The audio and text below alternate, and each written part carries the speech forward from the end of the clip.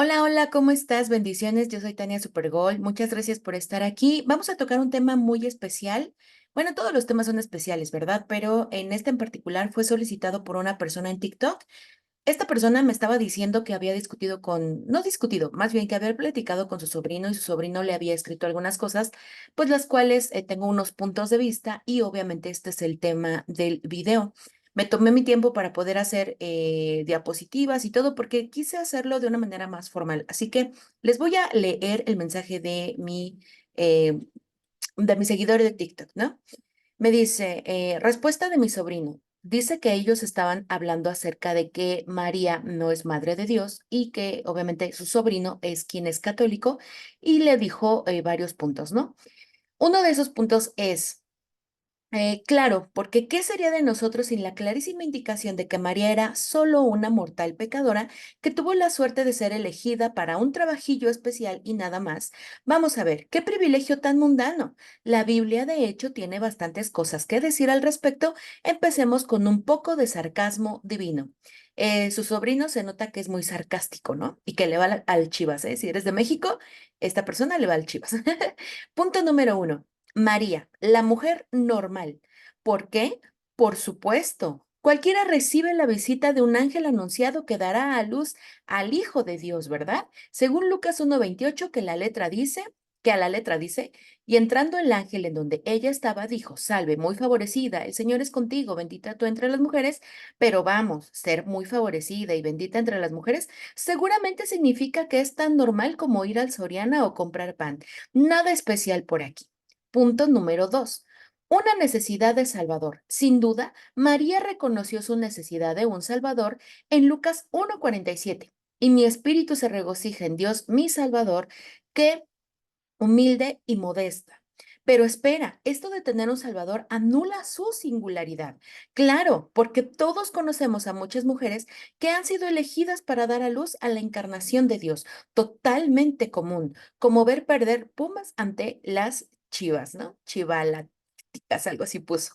Punto número tres, títulos y reconocimientos. Ignoramos que Isabel, llena del Espíritu Santo, le dice a María en Lucas, obviamente 1:42 al 43, bendita tú entre las mujeres y bendito el fruto de tu vientre. ¿Y de dónde se me concede esto a mí, que la madre de mi Señor venga a mí? Ah, sí, Isabel, Isabel. Todo un caso de sobreactuación. Llamar a María la madre del Señor es claramente solo una frase cordial, como cuando nos saludan los tíos por el WhatsApp en la mañana. No hay que tomarla en serio. Punto número cuatro. El Hijo de Dios y la humanidad pecadora. María siendo pecadora como todos, según Romanos 3:23, todos son pecadores, ¿verdad? Exactamente. Jesús también nació en la carne humana, pero según Hebreos 4:15 fue tentado en todo, según nuestra semejanza, pero sin pecado. Pero oye, esa santidad de Jesús no se aplica para nada a la mujer que lo llevó en su vientre. Y punto número cinco. La historia y la tradición. Si vamos a los primeros siglos de la iglesia, los padres de la iglesia como San Irineo y San Ambrosio no tenía ningún problema en llamar a María la nueva Eva y la Madre de Dios, pero ¿qué sabían ellos? Solo eran unos eruditos teológicos cuya cercanía temporal y espiritual a los eventos de la Biblia es claramente menos valiosa que nuestra comprensión moderna y directa del texto. Por supuesto, tomar en cuenta la tradición y el desarrollo doctrinal histórico de la veneración de María que se ve reflejado en el Concilio de Éfeso en el 431, donde se declaró oficialmente que María, como Teotocos, Madre de Dios, es completamente innecesario para que considerar 2 milenios de pensamiento teológico y devoción cuando podemos simplemente leer el texto con nuestra interpretación directa y moderna.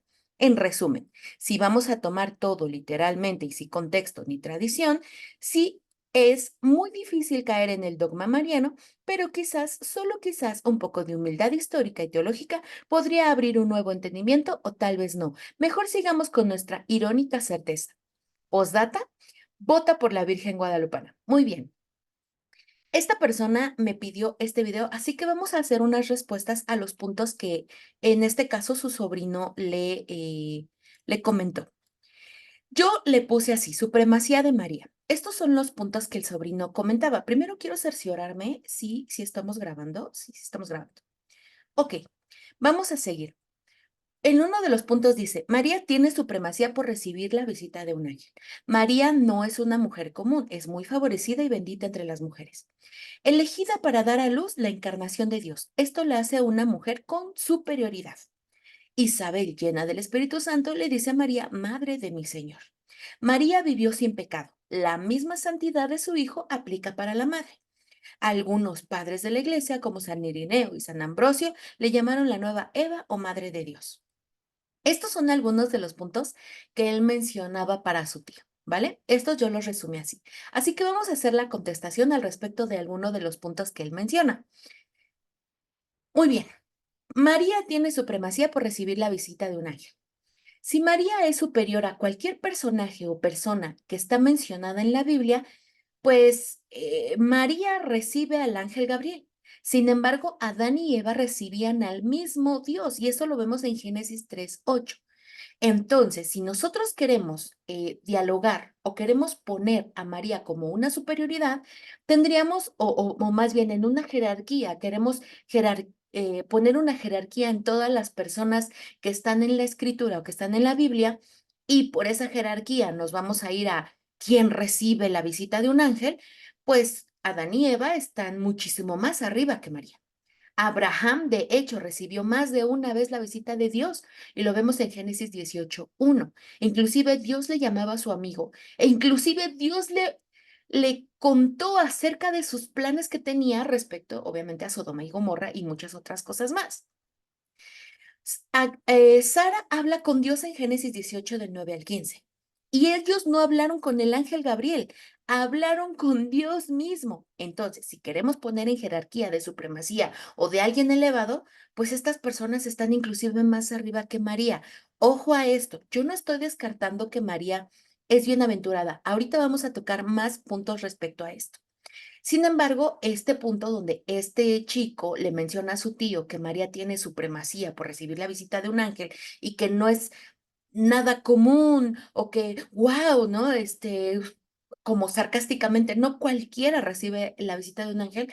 Bueno, es que hay muchas evidencias bíblicas de visitas de ángeles y de visitas del propio Dios. Inclusive Agar, madre de Ismael, recibe la visita del ángel de Adonai. Lot habla con el ángel de Adonai. Balaam habla con el ángel de Adonai. Gedeón habla con el ángel de Adonai. Los padres de Sansón hablan con el ángel de Adonai. Zacarías habla con un ángel. Daniel recibe al mismo Gabriel. En Daniel 9:21, el mismo Gabriel le habla acerca del suceso del Mesías. Entonces, antes que María, Daniel recibe a Gabriel. Sí, imagínense. Entonces, no tiene nada que ver el poner y decir, no, pues es que como María recibió la visita de un ángel, pues por eso María es, es, es, tiene una supremacía. Ella va a ser venerada, ¿no? Tenemos que darle un culto. No, si no en ese caso, pues Daniel está por encima. Y hablando de Gabriel. Y todos los demás, pues imagínense, recibieron al ángel mismo de Dios. Ahora, Moisés habló con Dios en el Sinaí, en Éxodo 20. Y Moisés habló muchas veces con Dios estando en el tabernáculo. Inclusive se dice que lo vio cara a cara, ¿no? Que vio su costado.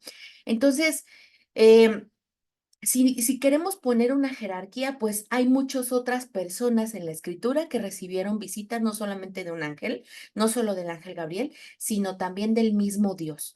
Los pastores cuando nació Yeshua o nació Jesucristo también recibieron el anuncio de un ángel. María y Salomé, que inclusive ellas recibieron un saludo, y eso lo vamos a ver más adelante, un saludo similar al que le dieron a María cuando fue anunciado que ella iba a tener un bebé. A ellas también se les saluda como un salve, ¿vale? Pedro y Juan, cuando estaban encarcelados, Felipe, Pablo, Pedro, inclusive Pablo ve al mismo Jesucristo en su camino a Damasco. Entonces, no podemos, o al menos este argumento de, pues María es especial y supremamente especial porque no cualquiera recibe la visita de un ángel. Miren, estos son solamente algunos ejemplos, pero puedo hablar de muchísimo más ejemplos que escucharon la voz de Dios y que recibieron la visita del mismo Dios. Entonces, en esta parte, pues miren, tómenle screenshot o Apúntenle porque todos estos hablan con Dios, hablan con los ángeles, inclusive antes que María. Sigamos. María no es una mujer común, es muy favorecida y bendita entre las mujeres, ¿no? Es elegida para dar a luz a la encarnación de Dios. Esto la hace una mujer con superioridad. Y después ahorita veremos algo del saludo salve. Muy bien. María es una mujer común y tenía que ser una mujer común para cumplir la ley. Isaías 7:14, Génesis 3:15 y Gálatas 4:4. Gálatas en sí nada más es la confirmación de lo que se cumplió, ¿no? Porque Gálatas es posterior a la Anunciación y de hecho es posterior a Jesucristo. Sin embargo, María tenía que ser una mujer ordinaria, una mujer común, para que se cumpliese la profecía que está en Isaías 7:14. Para esto vamos a ir a Google, Isaías 7:14. Me voy a pasar aquí a Google para que veamos Isaías 7:14. Sí, seguramente lo escribí mal, sí lo escribí mal. Por tanto, el Señor mismo os dará una señal. He aquí que una virgen, no una reina, no una madre, no una santísima, no, nada de eso. Simplemente dice, he aquí que una virgen concebirá y dará a luz un hijo y llamará su nombre Emmanuel, ¿vale? Otra cita bíblica es Génesis 3:15. Creo que esta la conocemos la mayoría de nosotros, pero aquí sí quiero hacer mucha mención de que no se menciona que esta mujer sería reina, que esta mujer sería nombrada como algo especial, simplemente es una virgen. Génesis 3:15 dice, y pondré enemistad entre ti y la mujer, y entre tu simiente y la simiente suya, y esta te herirá en la cabeza y tú la herirás en el carcañal.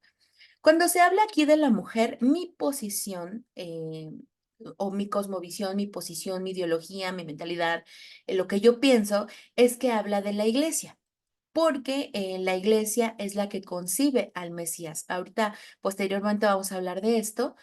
Entonces, cuando habla de la mujer, tampoco dice, no, y esta va a ser llamada bienaventurada, y esta va a ser llamada santa, y esta va a ser llamada reina, y esta va a ser llamada inmaculada, y esta o sea, no, no hay ninguna profecía respecto a esto. Vámonos a Gálatas 4:4. Entonces, muy atentos con esto porque no es, es más bien no estamos viendo que en la escritura el Señor mismo, Dios, en la inspiración que le dio a los hombres o a sus profetas o a Moisés o etcétera, no se ve ninguna promesa de que la mujer sería venerada, se le ofrecería algún culto o tendría alguna supremacía sobre cualquier otra persona descrita en la escritura. Gálatas 4:4. Pero cuando vino el cumplimiento del tiempo, Dios envió a su Hijo nacido de mujer y nacido bajo la ley. Nacido de mujer. Así de fácil y sencillo. Una mujer ordinaria. No, en ninguna cita bíblica se menciona que sea extraordinaria, que sea santísima, que sea reina, que sea inmaculada o etcétera. De hecho, ni siquiera es necesario que María cumpla con esas características. Las características te las voy a dar, ¿vale? Ahorita te las voy a dar. Miren, no se menciona nada especial respecto a la mujer de la que nacería el Mesías. No hay profecías respecto a la mujer, perdón, que daría a luz al Mesías respecto a su vida o supremacía. Perdonen, pero algo me está picando en la garganta. Entonces, no hay profecía, no hay nada. María era necesaria por su descendencia del linaje de David, por la época necesaria del nacimiento. En este caso, los magos del Oriente que estudiaban las estrellas, en este caso son astrónomos que estudiaban las estrellas que venían de Babilonia, ellos nos dan un detalle de que ellos seguían la estrella de Belén. Esta estrella aparecería en la época exacta donde nacería el Mesías. Entonces, tenía que haber una mujer en un tiempo específico, en una época específica, ¿vale? Pero esto no quiere darle una supremacía, sino que era la mujer que iba a ser usada para que llegara el Mesías, la promesa del Mesías. Nada de estos detalles la pone a ella como en una posición sobrevalorada o de supremacía, ¿vale? En algunas ocasiones yo he escuchado y me han escrito en TikTok que el Salmos 45 habla de la Virgen María o habla de María. Sin embargo, el Salmos 45 habla de el desposorio o del casamiento del Mesías con una mujer. Si nosotros decimos que el Salmos 45 habla del Mesías y María, estamos haciendo que María tenga pecado de incesto. Y no puede ser eso, porque tampoco el Mesías se va a casar con su propia mamá. Eso es paganismo, eso es una herejía, es una blasfemia. El Salmos 45 no habla de María, porque si hablara de María, María se está volviendo pecadora incestuosa. Aquí lo importante es saber que hay una línea, y ahorita la vamos a explicar, donde el Mesías se desprende de María, porque inclusive el Mesías no la concebía tal cual como una madre, y ahorita lo vamos a ver más adelante. Vamos a ver también lo que es Miqueas 5, 2 y 3. Si tú lees Salmos 45 antes de pasar a Miqueas, si tú lees Salmos 45 te vas a dar cuenta de que inclusive habla de todo el proceso de un desposorio, de todo el proceso de una boda, entonces por lo cual se descarta completamente que este salmo esté hablando de que María va a ser coronada como reina y como esposa de Dios. Es, está mal, no hay cavidad, no hay raciocinio para eso. Eso simplemente nos da una evidencia de que esta iglesia ocupa cierta parte de la escritura, la tuerce para acomodar lo que vamos a ver más adelante, ¿no? Miqueas 5:2, 5:2 al 3. Voy a escribir aquí Miqueas. Yo espero que estén apuntando. Así Miqueas 5. Y vamos a leer del 2 al 3. Pero tú, Belén Efrata, pequeña para estar entre las familias de Judá, de ti me saldrá el que será el Señor de Israel, y sus salidas son desde el principio de los días de la eternidad. Pero los dejará hasta el tiempo que dé a luz a la que ha de dar a luz, y el resto de sus hermanos se volverá con los hijos de Israel. Esta cita a veces la mencionan para decir que esto es una profecía acerca de María y de su supremacía. Sin embargo, la cita bíblica está hablando de Belén, donde nació el Mesías, está hablando de una ciudad. Recordemos que muchas veces en la escritura a las ciudades se les mencionan como mujeres, hija de Sión, pequeña, etcétera, ¿no? Entonces, inclusive al pueblo de Israel se le menciona tanto como iglesia, como congregación, como pueblo, como hija de Sión, como una mujer, como la esposa. Entonces, hay la relación de la Biblia en cuanto a Dios. La relación, toda la Biblia es Dios y su pueblo, Dios y su esposa. Entonces, no podemos decir que Dios tiene dos esposas, no podemos decir que simplemente se va a casar con una sola mujer y que todas estas citas bíblicas hablan de una mujer en específico, porque Dios usó cada una de sus herramientas escriturales para hablar del mensaje de redención, y esto es para su pueblo, para su iglesia, para su novia. Y toda la historia bíblica habla de su novia y de las promesas de redención de nuestro Dios hacia su novia. Esto hay que tenerlo mucho en cuenta, ¿vale? Apocalipsis 12, de hecho, no es necesario ni siquiera leerlo. Yo creo que muchos de los que vamos a ver este video, si lo pueden leer, léanlo, pero muchos sabemos que el catolicismo se inclina a que Apocalipsis 12 habla de María. Nosotros, el pueblo de Dios, Israel, los cristianos, evangélicos, pentecostales, de todas otras denominaciones, se inclinan más a pensar que Apocalipsis 12 habla del pueblo de Israel, y es cierto, Apocalipsis 12 habla del pueblo de Israel. ¿Por qué? Porque Apocalipsis habla de dos mujeres, una que es pagana, una que está vestida de púrpura y carmesí y que tiene una copa con la sangre de los mártires del pueblo de Dios, y esta es una mujer pagana. Esta está en Apocalipsis 17, si no mal recuerdo. Entonces, esta mujer habla de que es una ciudad, es un conjunto de personas, es una congregación, es una iglesia. Y esa sí la entendemos y el catolicismo la entiende como es la Babilonia la Grande, y la entiende como una ciudad. Sin embargo, en tratándose de Apocalipsis 12, ahí lo descartan y no lo entiende como una ciudad, se entiende como una mujer y es la Virgen María, ¿no? Entonces, es lo que les digo, o sea, acomodan todo a su conveniencia para que encaje con sus doctrinas. Y Apocalipsis 12 no puede hablar de la Virgen María porque, para empezar, el texto donde se le dieron las alas de la gran águila para que fuera al desierto, no coincide con las doctrinas que tienen acerca de la Virgen María. El único versículo que podría coincidir con María es de que ella daría a luz al, al que regirá con vara de hierro, ¿vale?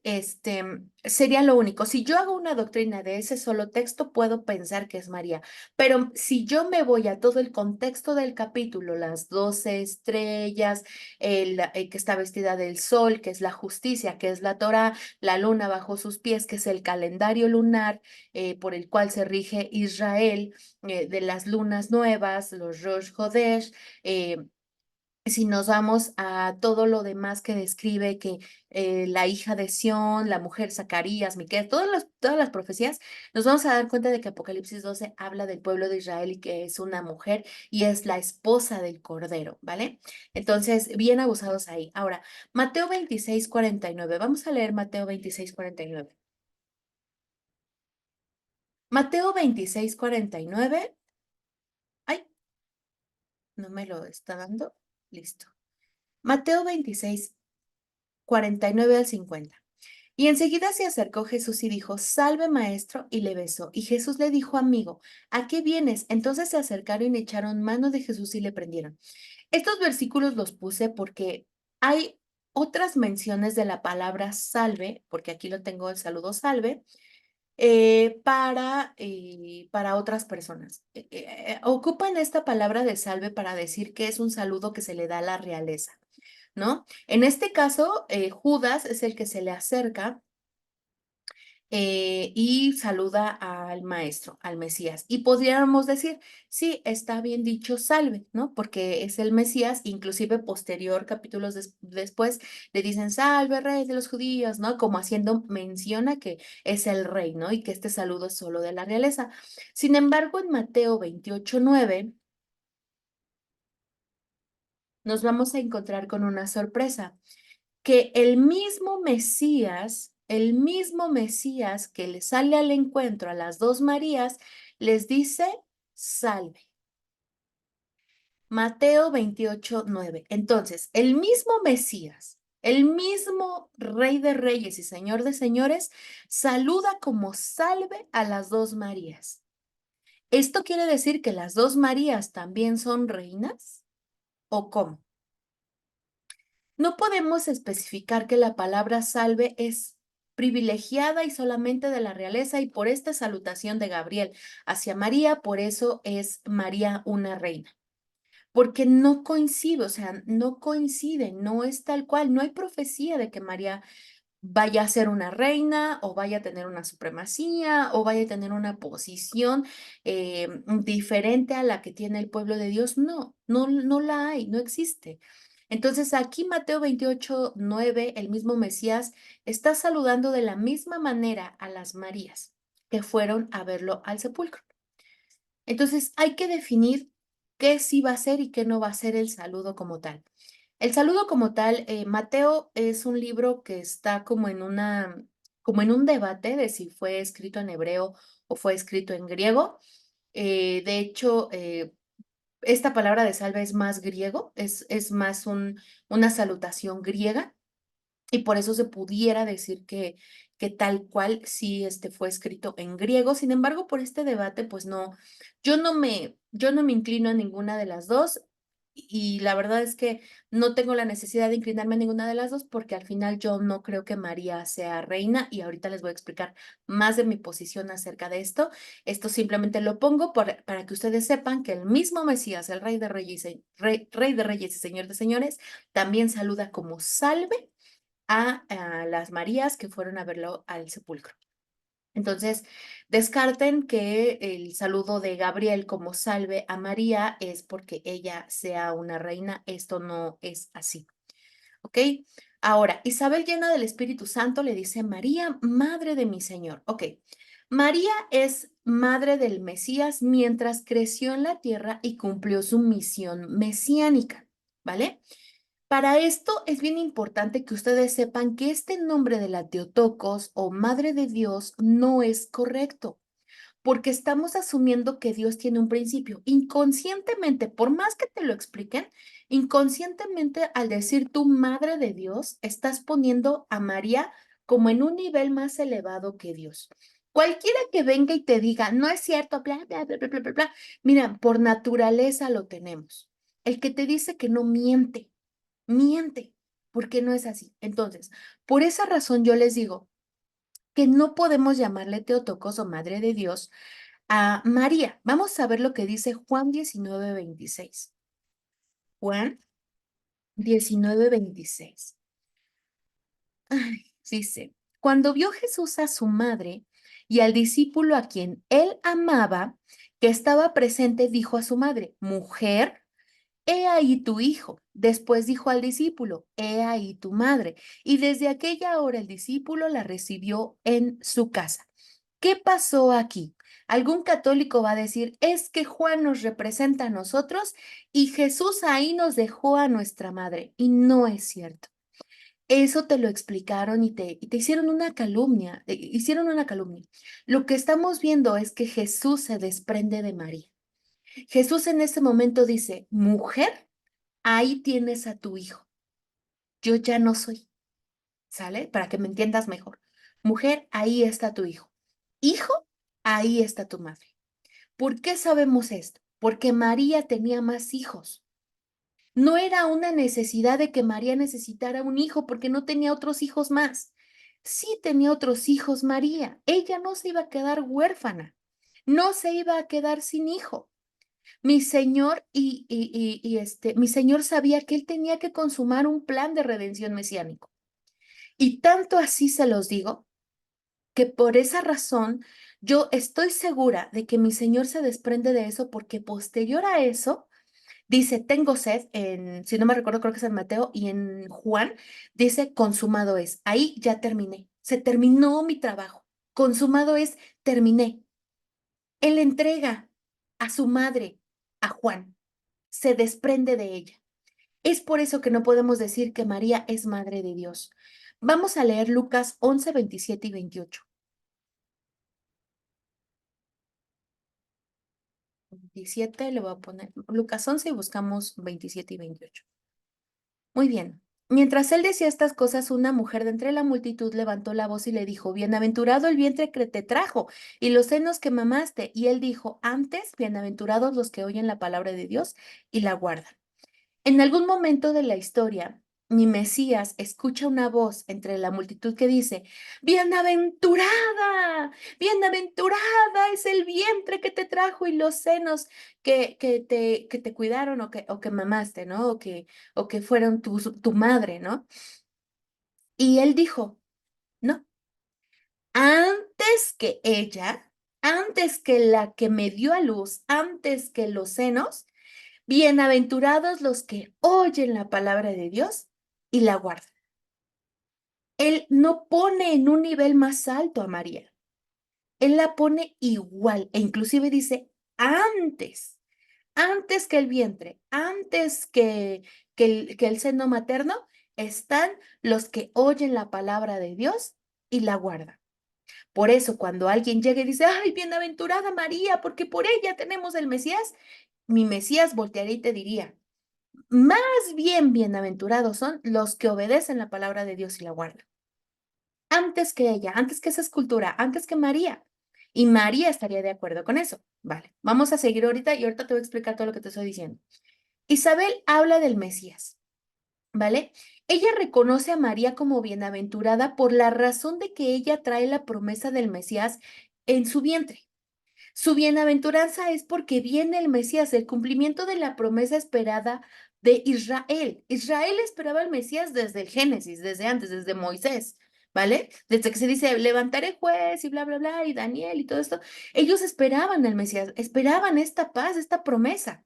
Entonces Elizabeth, cuando se entera que es María y que lo lleva en su vientre, ella se emociona y dice, bienaventurada, dichosa eres, porque traes la promesa del Mesías. No es porque sea María, es porque ella trae la promesa del Mesías. Bienaventurada significa afortunada, feliz, alegre, dichosa.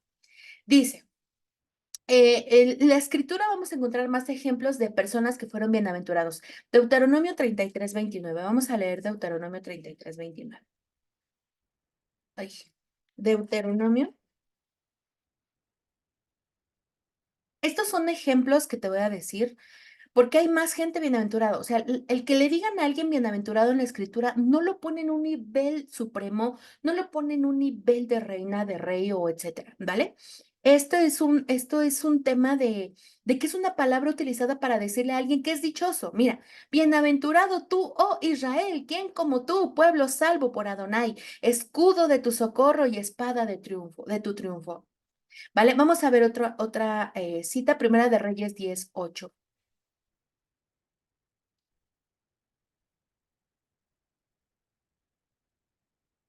Primera de Reyes 10:8.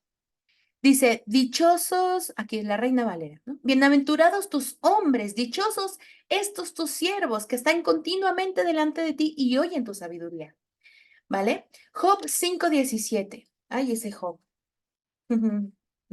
Job, qué raro que hable de bienaventurados, porque Job vivió pura calamidad, pero después fue muy bienaventurado. He aquí, bienaventurado es el hombre a quien Dios castiga, por tanto, no menospreciéis la corrección del Todopoderoso. Bienaventurado es el hombre. Entonces, ¿hay más bienaventurados en la escritura? Sí, Salmos 1:1.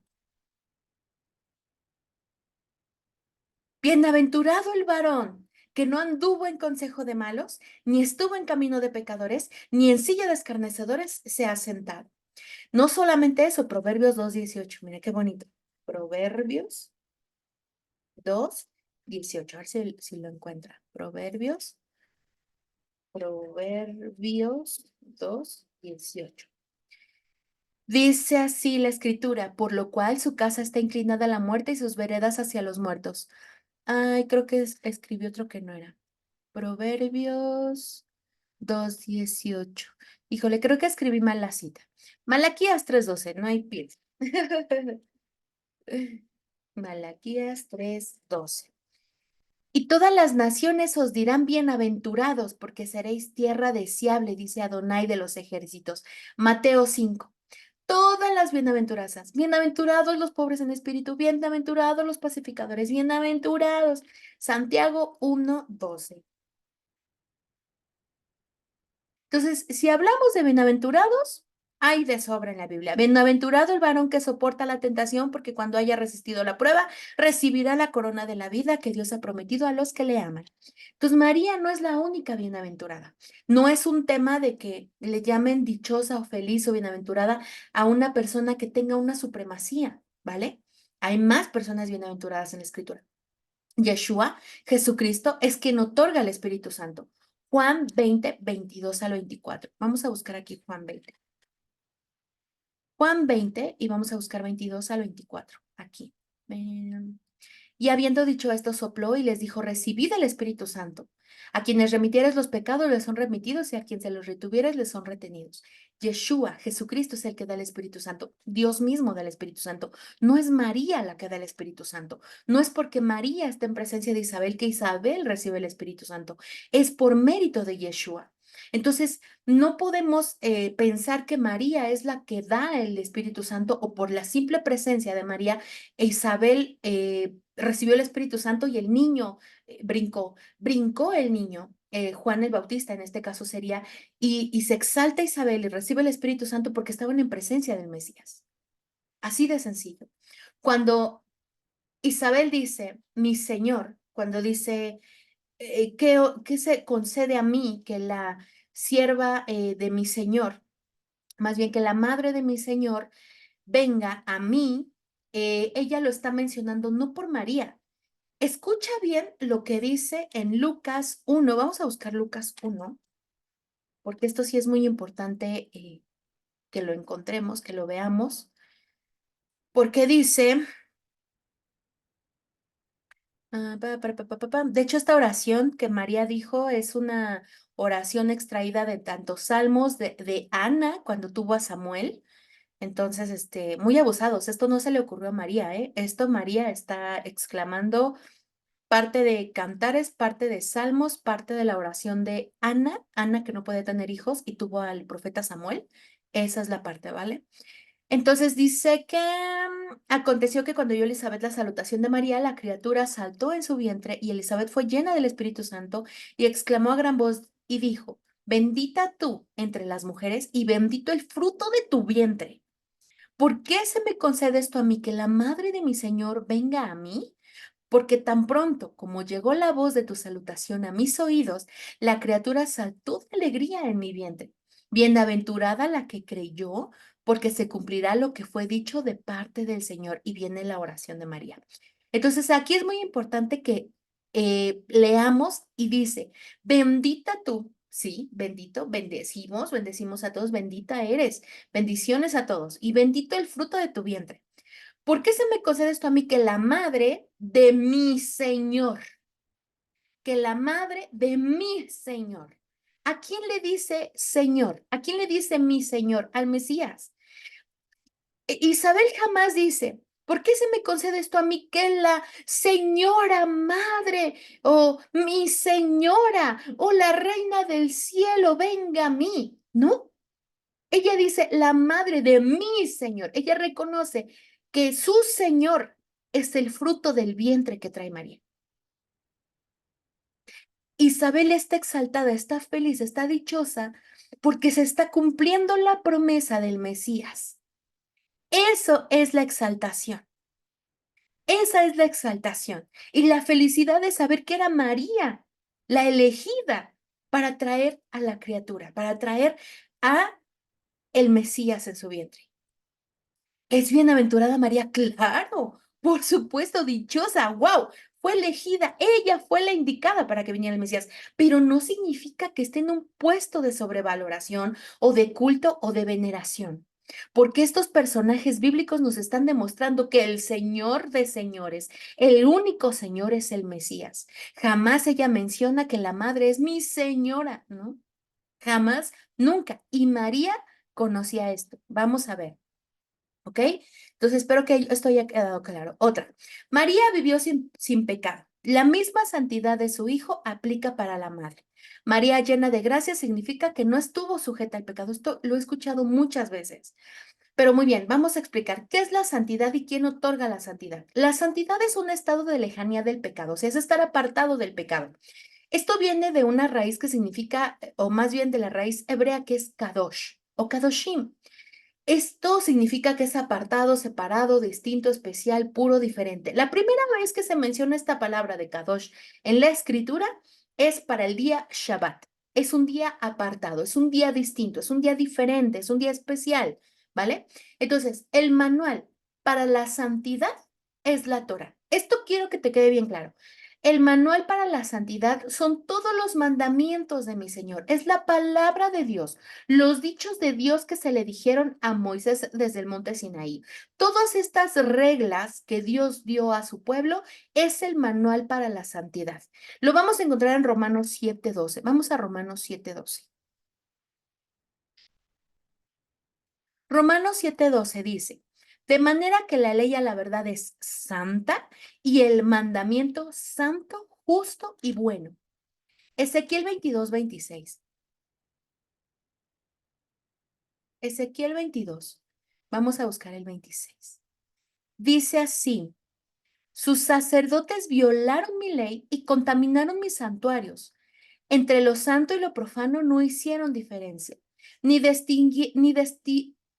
distinguieron entre inmundo y lo limpio y de mis días de reposo.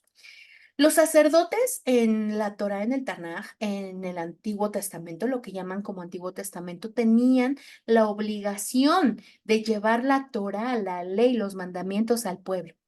de explicarlos y de abordarlos y de estar continuamente ellos aprendiendo acerca de lo bueno y de lo malo. La ley te explica qué es lo bueno y qué es lo malo, qué es el pecado. De hecho, dice primero de Juan 3:4 que la infracción a la ley es el pecado. Entonces, para que tú conozcas qué es el pecado, tienes que ir a la ley para conocer qué es la infracción de la ley, qué es el pecado. Y así tú vas a saber qué es bueno y malo. Entonces, por esa razón, yo te digo que el manual para la santidad, para ser justo, es la Torá, son los mandamientos. Primera de Pedro 1:16. 1, 1, vamos a ponerle aquí y vamos a buscar el 16. Porque escrito está, sed santos, porque yo soy santo, ¿vale? Entonces, eh, el Señor nos manda que seamos santos en nuestra manera de vivir. Y todo esto de sed santo, porque yo soy santo, lo vamos a ver en Levítico. De hecho, Pedro estaba citando lo que era Levítico 11, 44, 45, versículo 19, Levítico 20, Deuteronomio 23, 14, Primera de Pedro 2, 9 y Éxodo 19 del 5 al 6. De hecho, Éxodo 19, vamos a leer. Dice, vosotros visteis lo que hice a los egipcios y como os tomé sobre alas de águilas y os he traído a mí. Ahora pues, si dieres oído a mi voz y guardares mi pacto, vosotros seréis mi especial tesoro sobre todos los pueblos, porque mía es la tierra. Y vosotros me seréis un reino de sacerdotes y gente santa. ¿Cómo va a ser gente santa el pueblo de Israel? Si dan oído a la voz y guardan su pacto. Aquí en el versículo 5. Ahora pues, si dieres oído a mi voz y guardares mi pacto, vosotros seréis mi especial tesoro y vosotros me seréis un reino de sacerdotes y gente santa. Mismo que decía Pedro en Primera de Pedro 2:9, más vosotros sois linaje escogido, real sacerdocio, nación santa. Deuteronomio 23:14, vamos a leerlo. Porque Adonai tu Dios anda en medio de tu campamento para librarte y para entregar a tus enemigos delante de ti. Por tanto, tu campamento ha de ser santo para que Él no vea en ti cosa inmunda y se vuelva en pos de ti. Levítico, nada más vamos a leer Levítico 11:44. Esto es para evidenciar que la ley, la Torá, es el manual para nosotros ser santos. Aquí habla de las leyes alimenticias. Y después de que dice todas las leyes alimenticias de cómo no debemos de contaminarnos con los alimentos, dice, porque yo soy Adonai vuestro Dios, vosotros por tanto os santificaréis y seréis santos porque yo soy santo. Así que no contaminéis vuestras personas con ningún animal que se arrastre sobre la tierra, ¿vale? Entonces, todas las reglas, en este caso es el ejemplo de las leyes alimenticias, todas estas reglas nos llevan a una vida de santidad, de pureza. Te dejo de tarea que leas también el Levítico 19 y Levítico 20, porque ahí mismo nos muestra que tal cual la Torá, la ley, los mandamientos son el manual de la santidad. Ahora, aquí no se trata de que la santidad pertenezca a ciertas personas. De lo que se trata y lo que ahorita leímos es que se espera que todo congregante de la iglesia sea santo. No es que la santidad le pertenezca a un grupo de personas o a cierta gente. Se espera que tú seas santo si quieres estar en la iglesia. La santidad no es dictaminada por un concilio o por una agrupación o por una religión, no. Aquí quien dictamina quién es santo es Dios. Ese es el juicio de Dios. Nosotros lo que tenemos que hacer es buscar la manera de llegar a la estatura del varón perfecto. Pero mira, no me quiero adelantar. El único santo aquí es Dios. Hasta que nosotros seamos limpios de nuestro pecado y de este cuerpo corrupto. Nosotros vamos a seguir en corrupción de pecado hasta que no se cumpla lo que dice mi Señor en su fiesta de Yom Kippur, que es la fiesta de la expiación, donde Él va a renovarnos, donde Él nos va a perdonar, donde de hecho inclusive está la promesa de que seremos transformados en este cuerpo corruptible y pecador, se va a quedar atrás y seremos transformados, seremos glorificados. Entonces, nosotros en nuestro diario vivir, nosotros, como decía Pablo, tenemos que buscar la manera de llegar a la estatura del varón perfecto. Esto está en Efesios 4:13. ¿Vale? Entonces, toda nuestra manera de vivir, toda la ejecución de los mandamientos es para que nosotros podamos llegar a alcanzar la estatura de Cristo. Jesús proviene de Dios. Jesucristo, Yeshua, él viene y es una manifestación de Dios. Y tenía que venir de la tribu de Judá. Para venir de la tribu de Judá, para eso era necesaria María. María proviene de la raíz de David, ¿ok? Mira, te voy a explicar algo acerca de la ley. La ley marca que un pariente cercano puede redimir la pérdida de un familiar, ¿vale? En este caso, vamos a pensar en Adán. Él perdió el señorío de la tierra.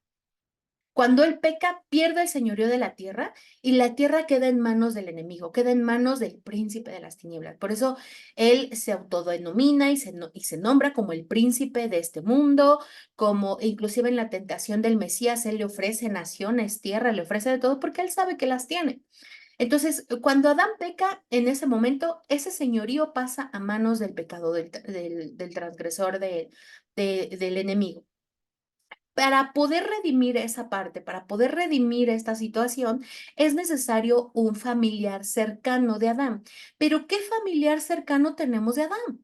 Del mismo origen o de la misma cera o del mismo, sí, del mismo origen. Adán no fue concebido por mujer ni por hombre, ¿vale? Teníamos que necesitábamos a un pariente cercano a Adán. Y en este caso, por eso es el nacimiento virginal del Mesías. Es el gen de Dios en María. María dando tribu y ahora sí que el Mesías es como un tipo primo, es el más cercano, porque así como Adán fue concebido directo de Dios, el Mesías es directo de Dios, ¿vale? De la tierra. Así María es la tierra y Adán es la tierra. ¿Sí me entiendes esto? Entonces, mira, Adán y Eva pecan. Todo el que desciende de Adán y Eva tienen una naturaleza pecaminosa, ¿vale? Todos tenemos esta naturaleza pecaminosa. Entonces, Jesús desciende como de origen de Dios, como el pariente más cercano de Adán, sin pecado, en similitud, y este redime esa situación de que perdimos la tierra, el señorío de la tierra. A este personaje que redimía, o a la familia, al pariente más cercano, se le llamaba redentor, ¿vale? En este caso, pensemos en esto. Esta ley de la Torah está en Levítico 26, está en Levítico 25. Ok, si María era sin pecado y fue concebida sin pecado y su línea sucesora era sin pecado, esta doctrina descarta al Mesías, señores, porque entonces no necesitaríamos que tuviéramos un pariente cercano de Adán, nacido de origen de Dios.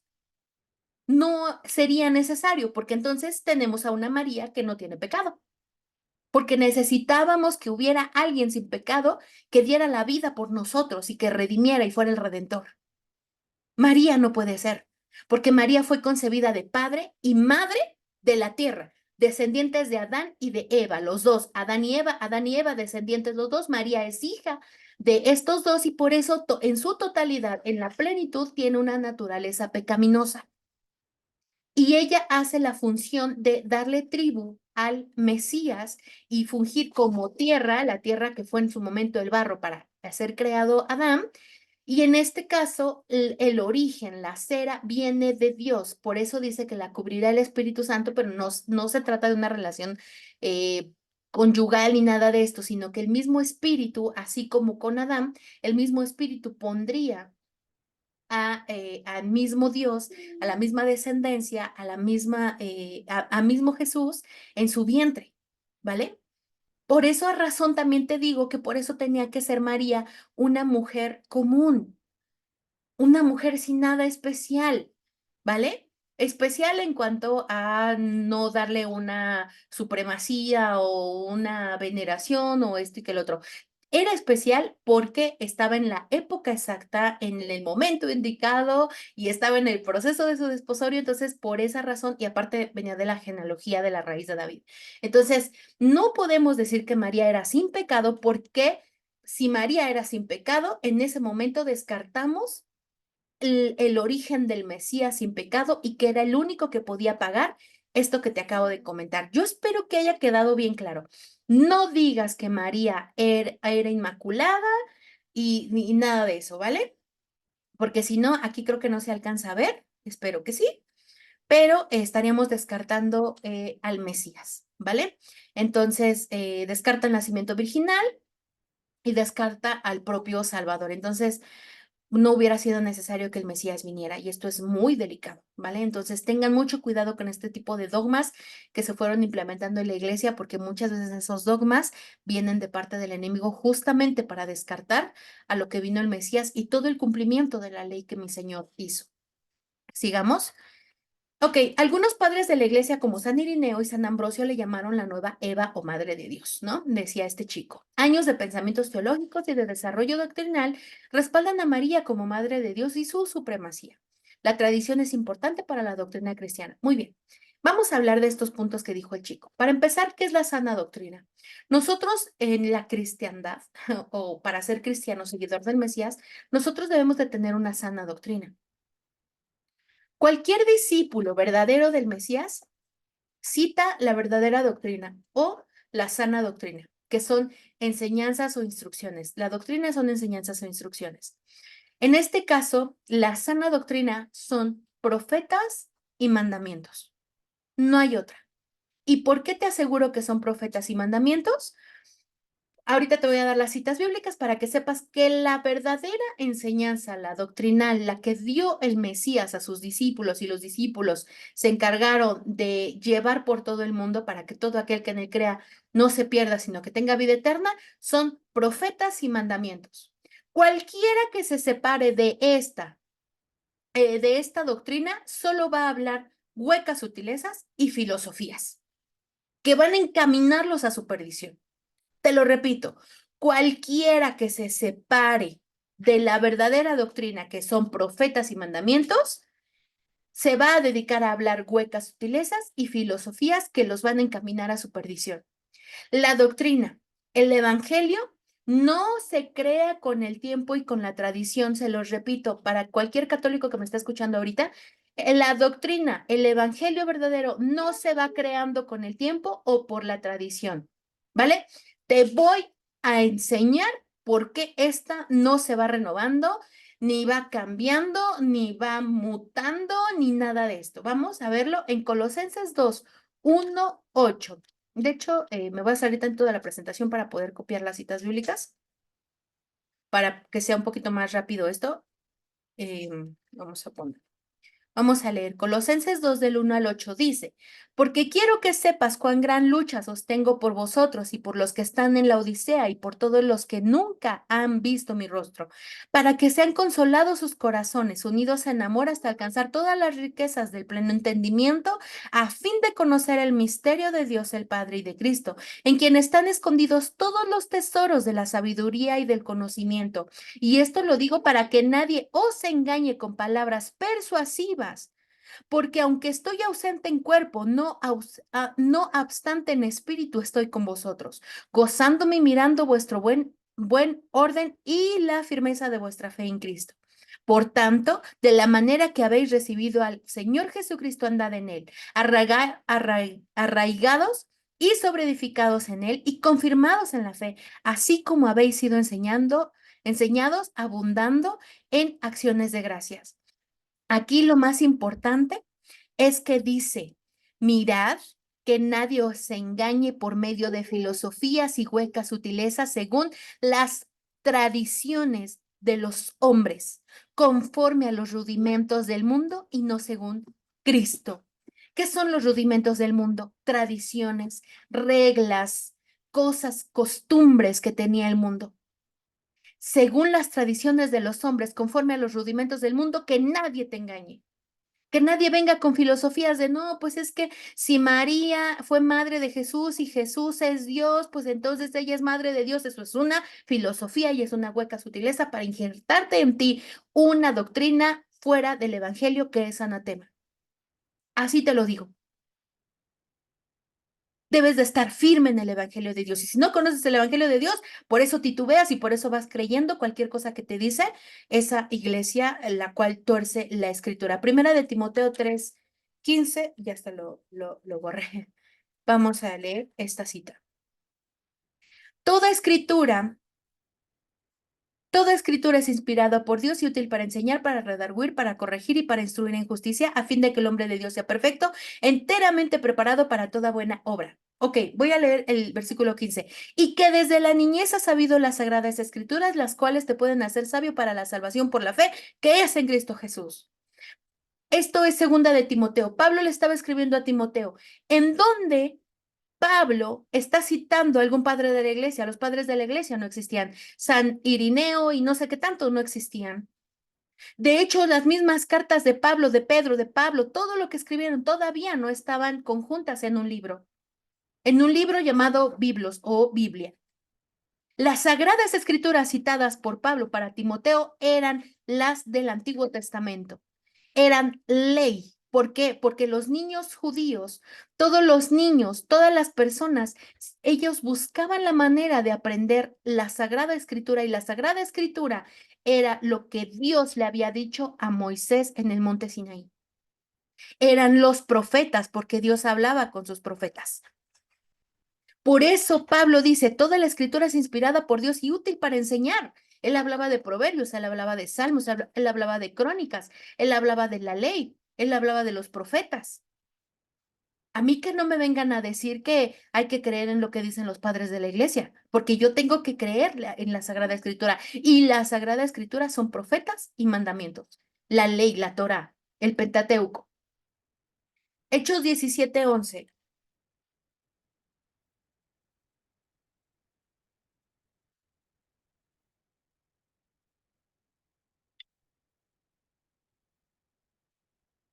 Hechos 17:11. Dice que los de Tesalónica, estos eran más nobles que los que estaban en Tesalónica, pues recibían la palabra con toda solicitud, escudriñando cada día las escrituras para ver si estas cosas eran así. Estos en hechos. Estamos hablando de los de Berea. Vamos a ver la cita desde el 10. Estamos hablando de los de Berea. Dice, inmediatamente los hermanos enviaron de noche a Pablo y a Silas hasta Berea, y ellos habiendo llegado entraron en la sinagoga de los judíos, y estos eran más nobles que los que estaban en Tesalónica, pues recibieron la palabra con toda solicitud. ¿La palabra de quién? De Pablo y de Silas, y la ponían a prueba, escudriñando cada día las escrituras para ver si estas cosas eran así. Ellos ponían a prueba a Pablo y a Silas. Hay gente en el cristianismo, hay gente en el catolicismo, hay gente por todos lados que dicen, no, es que Pablo es irrefutable. Todo lo que diga Pablo debe de ser así. Y no estamos siendo, como dice la escritura, que seamos nobles, que escudriñemos todo y lo comparemos con la escritura. El mismo Pablo aquí se regocijaba y decía, qué bonito, qué bello. Miren qué bonito. Ellos se ponen a estudiar la escritura. Esa era la escritura, hermanos. Segunda de Timoteo, vámonos a esto sí está fuerte. Vamos a leer todas las citas bíblicas. Dice, porque vendrá tiempo, Timoteo, porque vendrá tiempo cuando no sufrirán la sana doctrina, que la van a abandonar, sino que teniendo comezón de oír se amontonarán maestros conforme a sus propias concupiscencias y apartarán de la verdad el oído y se volverán a las fábulas. Pero tú sé sobrio en todo, soporta las aflicciones, haz obra evangelista, cumple tu ministerio. Es lo que les digo. Se apartarán de la sana doctrina. ¿Qué dice la Iglesia Católica? ¿Qué dice la mayor parte del cristianismo? No, no, no, no, no, no leas la Torá, no leas la ley, no leas el Pentateuco.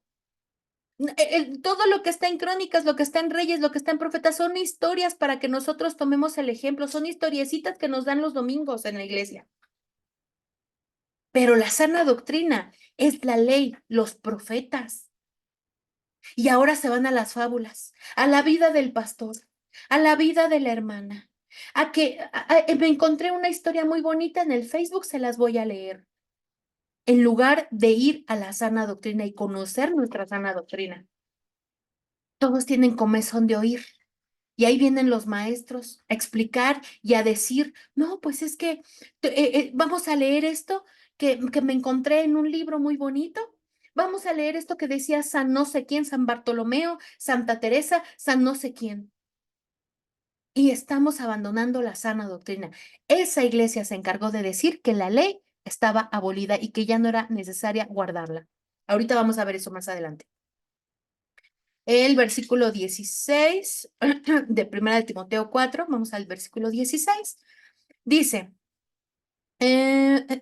no, esta no mm, me falta un versículo aquí. Se apartarán se usa todo, por lo demás guarda algo me falta aquí. Me faltó un versículo, ahí lo escribí algo mal, pero vayamos a Primera de Timoteo 1:10. Dice, para los fornicarios, para los sodomitas, para los secuestradores, para los mentirosos y perjurios y para cuanto se oponga a la sana doctrina. Este libro, de hecho, Pablo le estaba hablando a Timoteo y le estaba diciendo cómo debe de conducirse, cómo debe de predicar, porque él sabe que la ley es buena, si uno la usa legítimamente, porque la ley te va a mostrar el pecado. Por eso es que le dice en el versículo 10, bueno, más bien empieza desde el versículo 9, que la ley no fue dada para el justo, sino para todos los transgresores y desobedientes. Tú y yo somos transgresores y desobedientes y por eso la ley nos pone en un espejo y nos dice, estás pecando. Los irreverentes, los profanos, para los parricidas, matricidas, para los homicidas, para los fornicarios, para los sodomitas, para los secuestradores, todos estos, los mentirosos y perjurios, y para cuanto se oponga a la sana doctrina. ¿Quiénes se oponen a la sana doctrina? Los irreverentes, los profanos, los sodomistas, los secuestradores, los mentirosos, los perjurios. Todos estos están apartados de la sana doctrina, ¿vale? Tito 2:1. Tito 2:1 dice, eh, pero tú habla lo que está de acuerdo con la sana doctrina. Le dice Pablo, si no mal recuerdo, le escribe a Tito y le dice, tú habla de la sana doctrina y le dice que los ancianos sean sobrios, prudentes, sanos en la fe, en el amor, la paciencia, todo lo que te mencionaba hace rato que era el manual de la ley. La ley es el manual para hacer todo esto, para estar en la sana doctrina, para ser sobrio, para ser prudente, para ser sabio, para ser bueno, para ser amoroso, para tener benevolencia, para ser benigno, etcétera, etcétera, etcétera. Todo eso te enseña a hacer la Torá. Ok, Lucas, vamos a escuchar al Mesías. El Mesías dijo así. El Mesías contó una parábola donde Abraham hablaba con el rico que estaba en el infierno, ¿no? Creo que todos conocen esto. Y el Mesías le dijo, eh, como si Abraham lo dijera desde el cielo, ¿no? De este lugar de reposo, le dijo, si no oyen a Moisés y a los profetas, tampoco se persuadirán, aunque alguno se levantare de los muertos.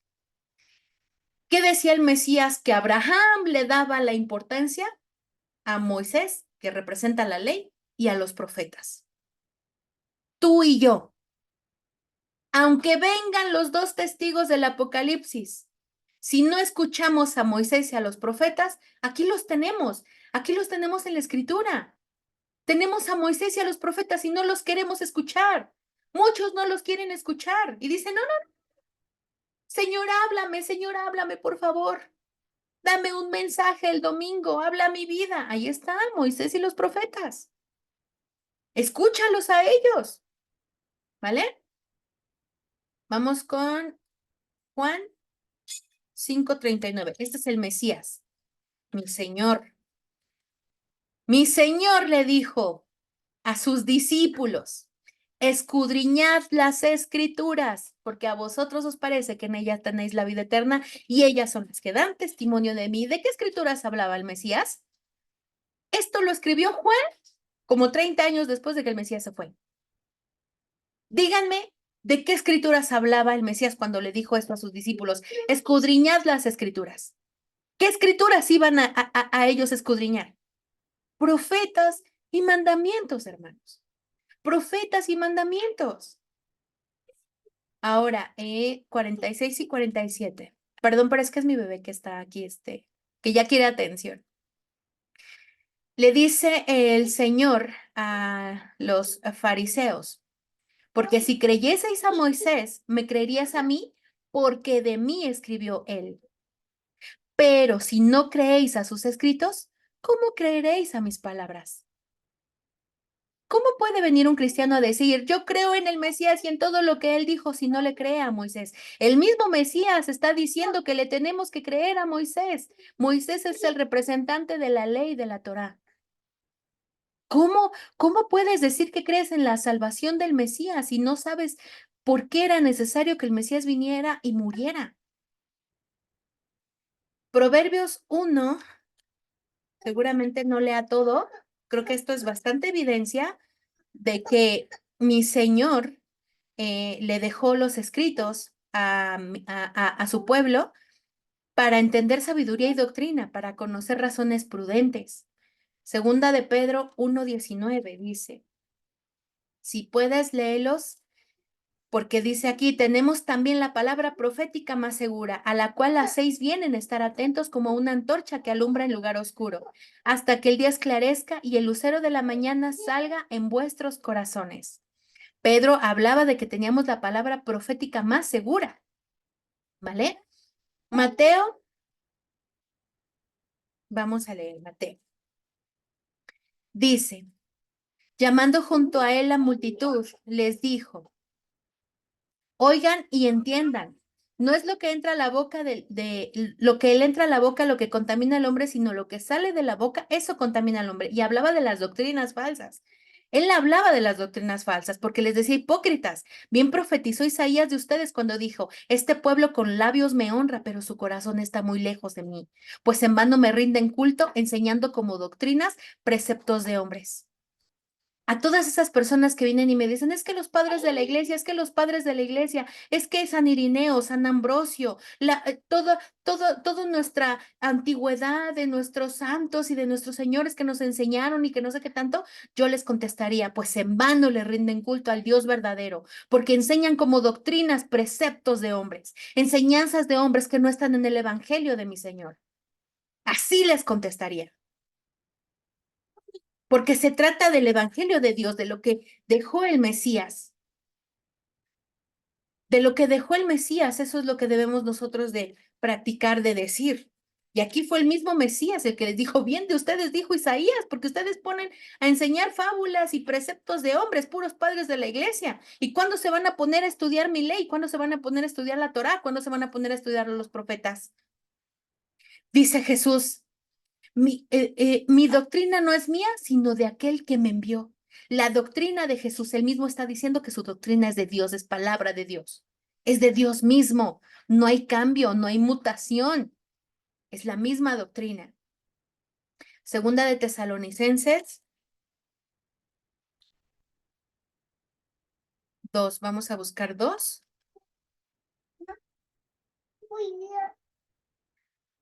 Dice, nadie os engañe en ninguna manera porque no vendrá sin que antes venga la apostasía. Lo que estaba diciendo Pablo es que iba a venir la apostasía y se manifiesta el hombre del pecado, el hijo de perdición, el cual se opone y se levanta contra todo lo que se llama Dios o es objeto de culto, tanto que se sienta en el templo de Dios como Dios, haciéndose pasar por Dios.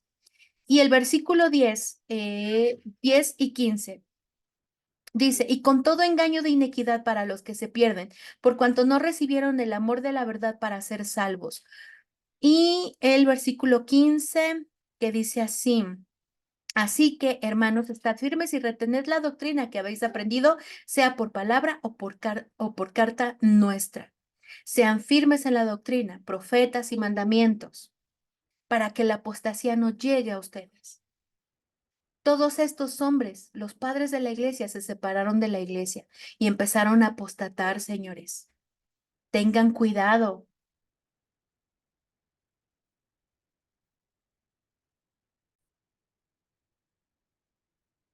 Entonces, segunda de Juan 1, 9 y 10. Dice así.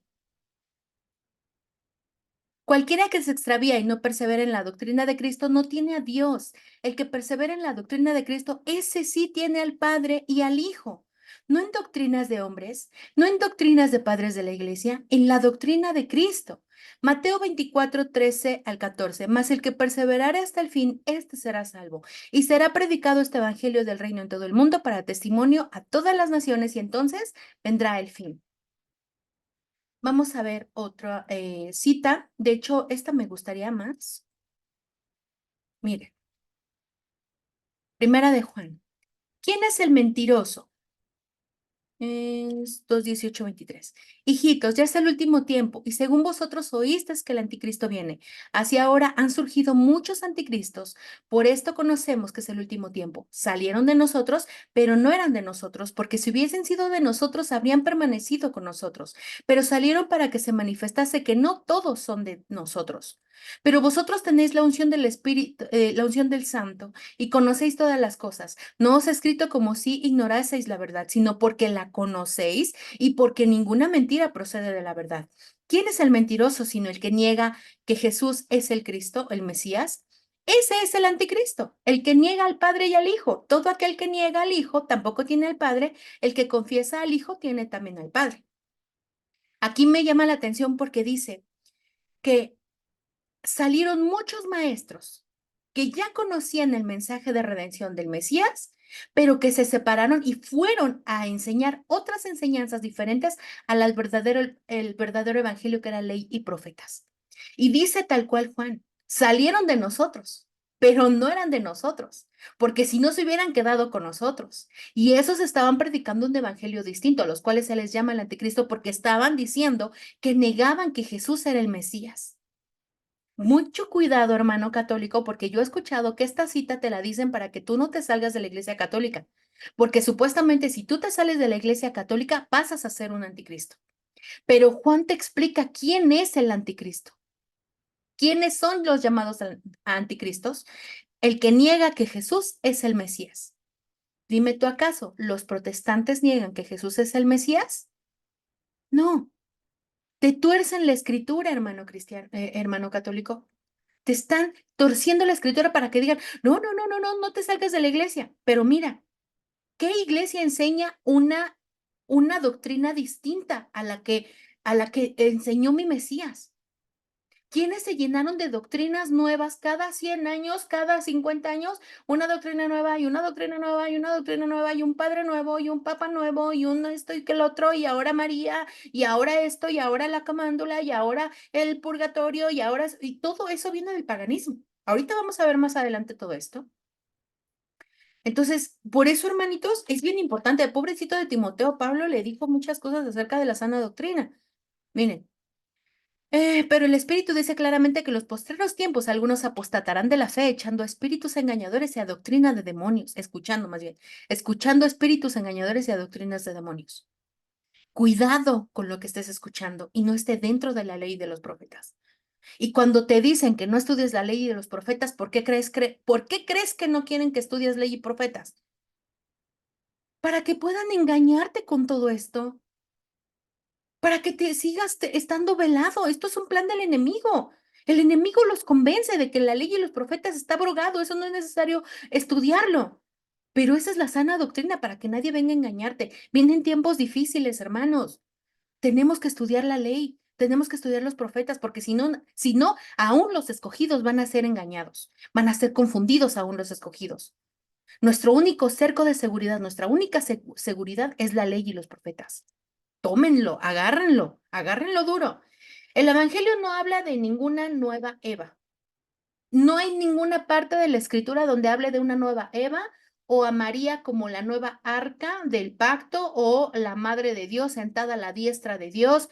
En ninguna parte de la escritura se menciona una profecía de que la mujer que daría a luz al Mesías tendría una posición de supremacía, sería la nueva Eva, sería el arca del pacto, sería y cambiaría su naturaleza. No la hay, no existe. Todo lo que digan los supuestos padres de la iglesia debe de ser comparado con las escrituras que también usaban los discípulos y el Mesías. Te acabo de dar citas bíblicas con las cuales el Mesías dice la escritura, y todo debe de ser comparado con la escritura, así como los de Berea. Toda nueva doctrina, todo pensamiento, toda filosofía, vete a la escritura, ley y profetas, así de sencillo. Todo lo que esté en contra de la sana doctrina y del verdadero evangelio es anatema. Gálatas 1:8 al 9. Lo vamos a leer. Pablo mismo le dijo que es anatema. ¿Por qué? Porque en la ley estipula que no debemos de añadirle a la escritura, no debemos de cambiarla. Dice, mas si aún nosotros, o sea, nosotros los discípulos, o un ángel del cielo os anunciare otro evangelio diferente del que hemos anunciado, sea anatema. Como antes hemos dicho, también ahora lo repito, si alguno os predica diferente evangelio del que habéis recibido, sea maldito. ¿Dónde está el evangelio de que María sería la nueva Eva? ¿Dónde está el evangelio de que María será la nueva Arca? Lo que te están diciendo son vanas filosofías, vana palabrería, vanas y huecas sutilezas para injertarte a ti una enseñanza de idolatría pagana. Y seguramente, mira, tu sacerdote, tu cura, tal vez también está cegado, también él no lo sabe, pero esto viene desde hace muchos años y es que no tenemos lucha contra sangre ni carne, sino contra potestades, huestes de maldad que están en el aire y que quieren confundirte todo el tiempo. Es por eso que esas filosofías se ponen a pensar y a filosofar. Ah, pues sí, mira, es que, pues sí, como María trajo a Dios, a Jesús en el vientre, y como Jesús es el pan de vida, y como es la rosa de Sarón, ah, pues entonces María es el arca del pacto, ah, pues ella es ahora la nueva arca, y empiezan a filosofear, y no está dentro de la sana doctrina, no está dentro de los profetas de los mandamientos, no hay profecía alguna. Señores, por eso los mantienen cegados y velados y cualquier sacerdote, cura, quien quieras, te lo va a decir. Y también en el protestantismo, hermanos cristianos, te dicen que la ley no es necesaria estudiarla. Eso ya no es necesario, te lo dicen. Pero por esa razón, algunos hermanos cristianos supuestamente se están yendo al catolicismo porque muchas de estas cosas los están envaneciendo, los están llegando a la mentalidad a decirles, ay, mira, sí, esto me cuadra, sí es cierto, María es la nueva arca y si no tenemos a la madre, no tenemos al hijo y no tenemos, o sea, no, son vanas filosofías. Muy bien. María elegida, ¿por qué? Muy bien. María, ahora sí voy a poner la presentación. María, vámonos aquí. Mm, mujer, se necesitaba una mujer que estuviera en el proceso de desposorio y que tuviera una cierta edad, ¿vale? Para poder gestar a un bebé. En este proceso de desposorio, por cultura judía, se tenía un año aproximadamente del desposorio, entonces estaba en este proceso María, y llegado casi al límite del casamiento, de estar junto con José, María es donde ella tiene la anunciación de Gabriel y es anunciada que está embarazada, ¿no? En este caso vemos por la historia que inclusive José quiere deslindarse de ella, inclusive en un efecto de amor, él no quiere deshonrarla y él quiere huir, sin embargo recibe también la visita de un ángel que le dice, no, pues quédate con María y necesito que la guardes. Es por eso que el segundo punto se los pongo así, no sería ella una madre soltera, sino que tendría un esposo que iba a cuidarla. ¿Por qué? Porque venía lo de Herodes y tenían que irse a Egipto. Entonces, por eso era necesario que estuviera en este proceso. Además de eso, su embarazo fue anunciado, en mi teoría, esto no es ley, esto es mi teoría, en el mes 10. Y 9 meses después nace en la fiesta de Sucot el Mesías en el mes 7, en el mes 7 del año. ¿Vale? Entonces, por esa razón, María tenía que estar en ese proceso de desposorio para que todo estuviera en confusión. Ahora, Mateo 2:9 al 10 nos habla de que la estrella estaba puesta en Belén y es que se está cumpliendo la profecía que encontramos en Génesis 49:10 y en Números 24:17. Vamos a leer un poquito, por ejemplo, aquí vamos a leer Números 24:17 para que sepas respecto a esto. Números 24:17 dice, lo veré más no ahora, lo miraré más no de cerca, saldrá estrella de Jacob. Y se levantará el cetro, se levantará cetro de Israel y herirá las sienes de Moab y destruirá a todos los hijos de Set. Génesis 49:10 dice, nadie le, ay no, 49:10, aquí está. No será quitado el cetro de Judá ni el legislador entre sus pies hasta que venga Silo. Silo es una palabra para Mesías y a él se congregarán los pueblos. Estas son las profecías del Mesías. Daniel marca una semana, o sea, más o menos 490 años aproximadamente para la llegada del Mesías. Él fue anunciado por Gabriel, Daniel en Daniel 9:20 al 27. El mismo ángel Gabriel le muestra a Daniel que el Mesías llegaría 490 años posterior. Daniel recibe a Gabriel en Babilonia, mientras todavía estaban cautivos los judíos en Babilonia. Y necesitábamos, o más bien se necesitaba que la mujer viniera de la raíz de David. Entonces, todo se tenía que alinear, hermanos. O sea, todo se tenía que alinear. Una mujer que viniera de la raíz de David, que pasaran estos años. Inclusive María todavía ahí no estaba así como que estaba ahí tambaleando, ¿no? Y estaba como predestinada o algo así, ¿no? Tenía que estar la estrella, o sea, se tenían que cumplir varias cosas para que esto se cumpliera, ¿no? Ahora, ¿por qué entonces María? La Iglesia Católica en su historia fueron añadiendo dogmas o doctrinas. Dentro de esas, pues está la veneración a María. O sea, en todo el proceso del catolicismo, del nacimiento, del surgimiento de esta religión, ellos fueron añadiendo dogmas y doctrinas. La Iglesia primitiva, débil en la fe, hizo tratos con Roma para la paz y todo aquel que no se uniera a estos acuerdos iban a ser eliminados. O sea, ¿qué es lo que pasa? Que cristianos primitivos que no tenían la ley bien insertada, tanto en sus corazones como en sus mentes, no la tenían como estudio. De hecho, para eso te leí las citas donde Juan, Pablo ya estaban diciendo que vendría la apostasía y era porque ellos ya estaban viendo falsos maestros. De hecho, por eso te decía que Juan ya los nombraba inclusive anticristos, porque ya habían falsos maestros, inclusive desde que estaban los discípulos. Entonces, a partir de que estaban los discípulos, imagínate, o sea, todo el proceso de apostasía que se vivió. Entonces, estos cristianos con fe débil, lo que hicieron fue hacer un tratado de paz con Roma. Y todo aquel que no se uniera a este tratado de paz, pues era eliminado.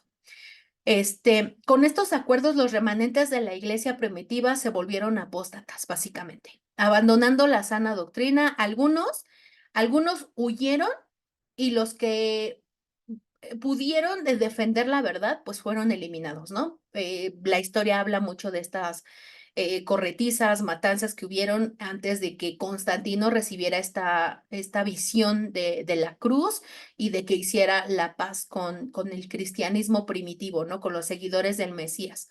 Entonces, pero de todos modos los fueron eliminando, los fueron esparciendo y de eso habla mucho la historia.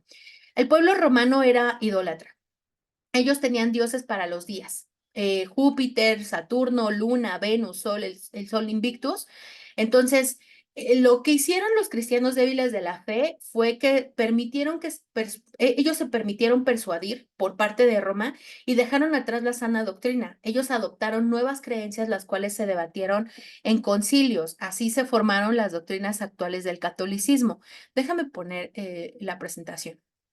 Los cristianos débiles de la fe permitieron persuadirse por Roma y dejaron atrás la sana doctrina. Ellos adoptaron nuevas creencias, las cuales se debatieron en concilios. Es por eso que vemos concilio tras concilio tras concilio y acuerdo con acuerdo y yo traigo una tesis y yo traigo esto y yo traigo lo otro. Y pues así se fue formando la doctrina actual del catolicismo, en base a debate, en base a tesis, en base a lo que piensa uno, piensa otro, y se unieron y se hizo una sola doctrina. Sin embargo, pues, se olvidaron de profetas y ley, se olvidaron de todo esto. Ellos asumieron que la ley no era necesaria. ¿Por qué? Porque lo vemos también en Hechos, desde el Concilio de Jerusalén, cuando dice Pedro, Pablo, todo este concilio, se dedican a decir, no hay que darles todo desde ahorita, toda la ley no hay que dárselas desde ahorita, Vamos a esperar a que de Shabbat en Shabbat vayan y escuchen a Moisés, la cátedra de Moisés, mientras que solamente aprendan estos cuantos mandamientos, ¿no? No comer ahogado, alejarse de la idolatría, etcétera. Entonces, no comer sangre. Entonces, por esa razón es que no se le tomaba como que tanta fuerza o tanta pasión al conocimiento de la ley. Y es por eso que ellos se apartaron, no tenían tan estudiada la Torá, no tenían tan estudiada la ley y al final sí necesitamos quitarnos mucho esta mentalidad, yo se los digo. Para que tú llegues a la Torá, tenemos mucha mentalidad, nosotros occidental, mentalidad occidental, desconocemos la cultura judía, desconocemos muchas cosas históricas y por esa razón luego a veces no entendemos inclusive muchas cosas que pasaban en la ley o por cuál fue dada la ley de cierta manera. Y es por eso que se necesita un estudio muy, muy profundo y en este caso pues eran cristianos que fueron débiles, que inclusive dijeron, pues de morir en el circo romano a hacer la paz con ellos y deslindarme del Shabbat, pues prefiero deslindarme del Shabbat. Algo así pasó, ¿vale? Entonces, eh, miren, de hecho, vemos que estos cristianos débiles no conocían la Torá, no conocían la ley, inclusive le dieron toda la autoridad a Roma porque la ley marca que tenemos nosotros que destruir todos los altares a ídolos paganos y lo que vemos es que Roma se queda con los mismos ídolos y lo que hace el cristianismo mezclado ya con Roma, que en este caso ya es apostasía, lo que hacen es renombrar las esculturas de los ídolos que antes eran para los dioses paganos, ahora son de santos. Bueno, siguen siendo santos porque la palabra santos de hecho es para un ídolo pagano, sino que ahora son de personas o de personajes bíblicos con remembranza, ¿no? Con wow, fue santo y es San Pedro y San Pablo y todo este tipo de rollos, que el libro de sabiduría en sus capítulos 12, 13 y 14 me parece, bien explica que una escultura de alguien que ya no está, posteriormente se vuelve idolatría, ¿no? Ahí les dejo de tarea leer sabiduría.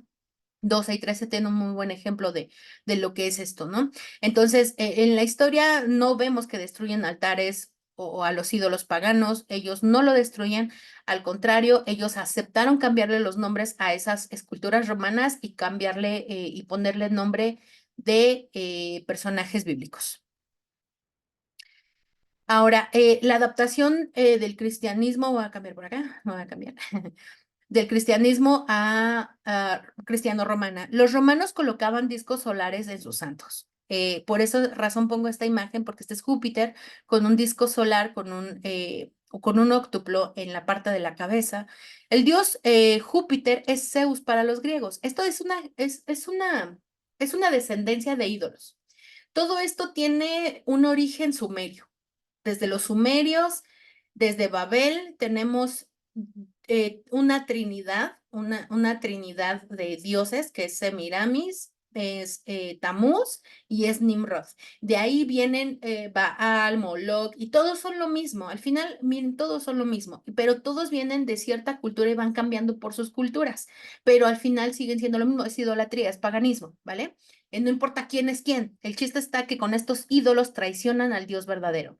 Entonces, que a su vez Zeus es Tinía para los etruscos, que a su vez es Amón para los egipcios, conocidos como los reyes o el rey de los dioses, ¿no? Hoy Pedro es el principal o la piedra de la iglesia, el primer papa, y entonces a la escultura de Júpiter, que es el rey de los dioses, le nombran Pedro. Y esta escultura sigue simbolizando una supremacía ahora como un sumo pontífice, el primer sumo pontífice, ahora es Pedro, pero la escultura sigue representando lo mismo, ¿vale? Ya no es Júpiter, ahora es Pedro, pero la escultura sigue mostrándonos a alguien supremo, a alguien que es rey de todos, ¿no? Entonces, ahora, la diosa Selene, que es la luna, así como Júpiter fue reemplazado por Pedro, Selene o Diana para los griegos, fue reemplazada por María y siguen llamándola igual, madre y reina. Así se le llamaba en Roma, en la idolatría romana, a Diana y a Selene. Roma no se iba a deshacer de su arte y de su cultura. El cristianismo, en lugar de destruir todo como indica la ley en Deuteronomio 12, lo adoptó y no solamente las esculturas, más. tradiciones, dogmas, cultura, fiestas, etcétera, todo eso lo adaptó. Vamos a seguir. Analicemos. Aquí les puse esta luna porque quiero que analicemos esta parte. Históricamente la luna representa un poder femenino. Las diosas madre o reinas del cielo, en las antiguas civilizaciones egipcias, hindúes, griegas, entre otras tantas, las consideraban una deidad y, casualmente o no, en muchas ocasiones se trataba de diosas femeninas. La luna era una fuerza poderosa en el mundo antiguo. Las fases de la luna creaban el calendario de festividades religiosas que se celebraban a lo largo del año y simbolizaban los ciclos del nacimiento y de muerte. Además, los antiguos griegos medían el tiempo en meses lunares. Las mujeres de la antigua Grecia también tenían una conexión especial con la luna, ya que estaba vinculada a sus ciclos menstruales y la forma de la luna llena reflejaba la de las mujeres al final del embarazo. Por eso son eh, las madres, son las diosas madre o las reinas madre, ¿no? La madre de todos. La luna representa el origen a Semiramis, su equivalente es Ishtar, Inanna, Astarte, Ixchel, etc. ¿Qué es lo que vemos aquí? Hay una coincidencia con esta luna en todas estas deidades. Abusados, muy abusados, porque esto viene de idolatría, esto viene de paganismo. Sé que esto puede doler para algunos, pero esto no es correcto ante los ojos de mi Señor, porque la Reina Madre, aquella que te venden como madre de todos y que es nuestra Santa Madre y que no sé qué tanto, es ni más ni menos que la misma representación de estas diosas paganas. Velo simplemente por la luna, velo simplemente por lo que se dice de ella, e inclusive la siguen nombrando como la reina del cielo. Actualmente sigue esta deidad fungiendo, se le siguen haciendo sacrificios, se le sigue venerando hasta la fecha. Sus seguidores son muy poderosos, sus seguidores quieren que sigas ahí. Todas estas representan a un ídolo que es una madre o una reina del cielo. Todo esto tiene un origen pagano y es tomado de la veneración que es exclusiva de Dios. Ellas quitan la exclusividad de la adoración y veneración de Dios y ellas se quedan con cierta veneración y cierta adoración. Esto está mal. Esto es pecado. Te voy a explicar por qué. El culto a María lo venden como un culto emocional. Te dicen que somos huérfanos, solitarios y ella es una madre, ella es el símbolo de la piedad y del amor, porque es una madre. Tú cuando escuchas a una mamá, a una madre, ¿qué es lo primero que se te viene a la mente? De hecho, las galletas María, eso es lo que hacen, la vinculación con la maternidad, la mamá.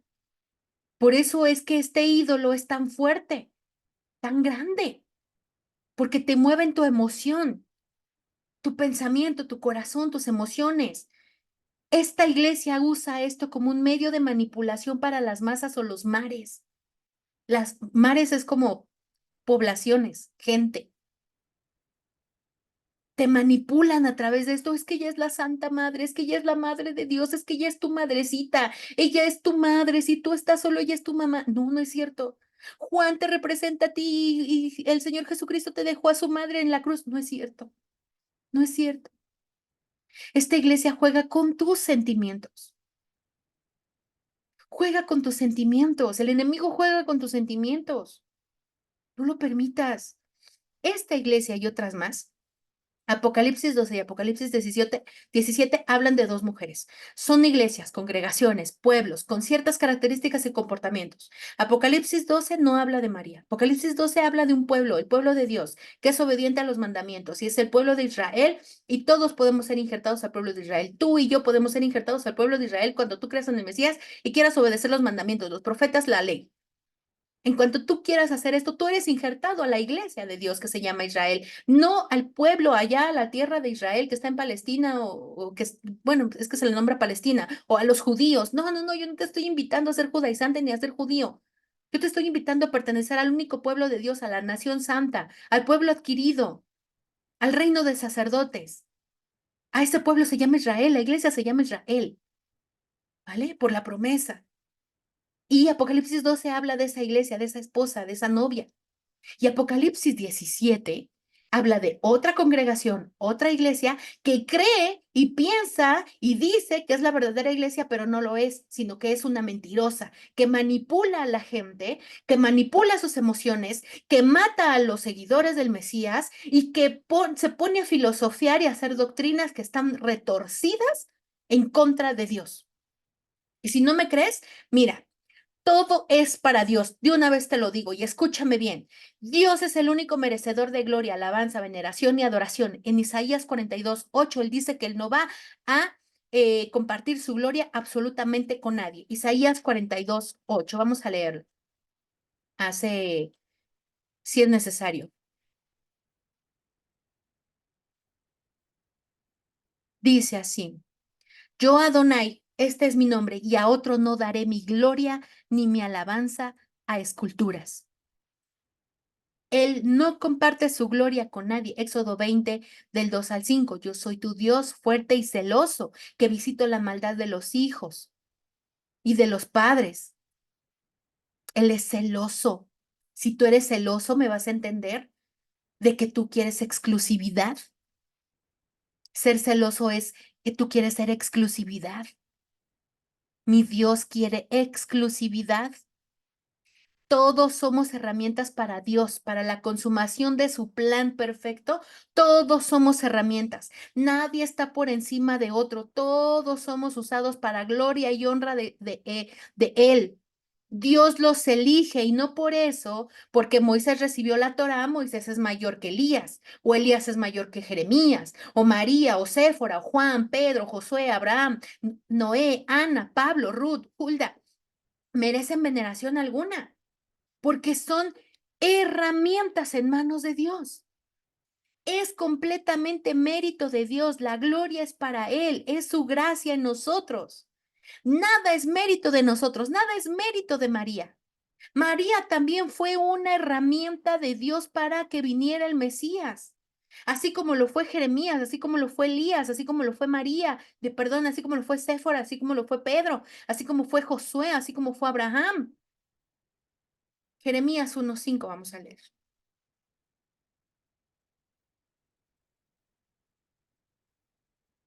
Profeta Jeremías, antes que te formase en el vientre te conocí, le dice el Señor a Jeremías, y antes que nacieses te santifiqué, te di por profeta a las naciones. ¿De quién es el mérito? De Dios. Desde antes de que te formara en el vientre, yo te elegí, te santifiqué y te elegí como profeta a las naciones. Es mérito de Dios, no de Jeremías. Salmo 127:1 dice así. Si Adonai no edificare la casa, en vano trabajan los que la edifican. Si Adonai no guardare la ciudad, en vano vela la guardia. De nada te va a servir edificar y decir que eres una piedra de edificación porque no es mérito tuyo. No es tuyo, es gracia y misericordia de Dios. Efesios 4:11 al 11.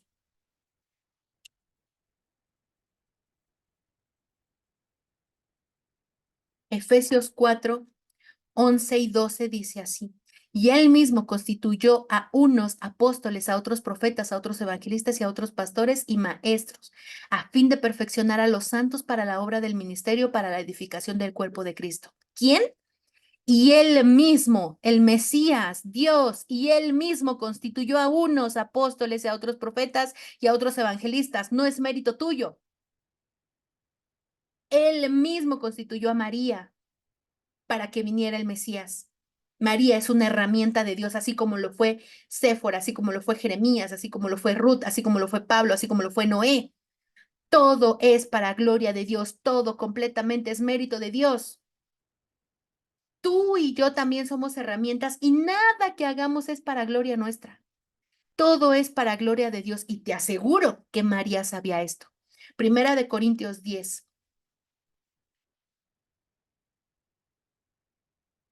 dice así en el versículo 31. Si, pues, coméis o bebéis o hacéis otra cosa, hacedlo todo para gloria de Dios.